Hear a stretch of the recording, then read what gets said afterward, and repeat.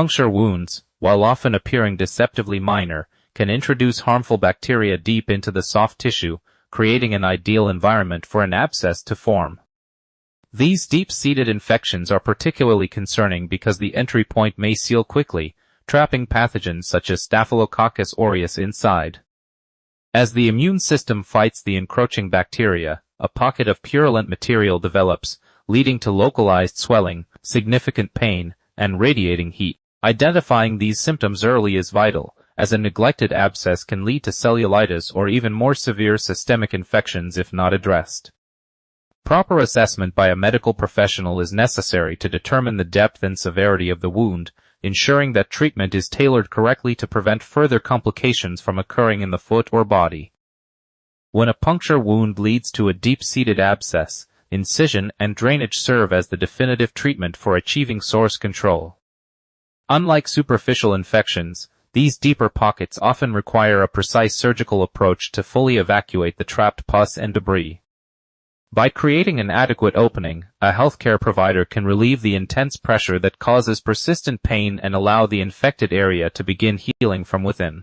This physical removal of the infectious burden is generally more effective than relying on antibiotics alone, as the medication often fails to penetrate the thick wall of an abscess.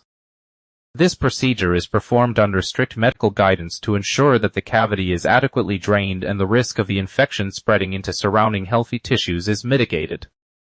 Maintaining a sterile environment is of utmost importance when managing puncture wound abscesses to avoid secondary contamination.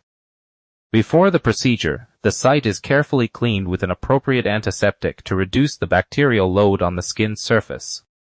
Sterile surgical instruments are used to carefully expand the drainage path, ensuring that all purulent material is expressed effectively. Clinicians remain vigilant during the procedure, observing the patient for any signs of worsening local condition or systemic response, such as fever or tachycardia. A culture sample is typically taken from the evacuated material to identify the specific pathogen, allowing for targeted therapeutic interventions. Through these rigorous protocols, medical providers can ensure the safest possible outcome while promoting a swift recovery. Following the drainage procedure, dedicated wound management is essential to foster healing and prevent the recurrence of the infection. The cavity is frequently packed with sterile gauze to ensure the wound closes from the bottom up, which prevents the surface from sealing while pus remains inside.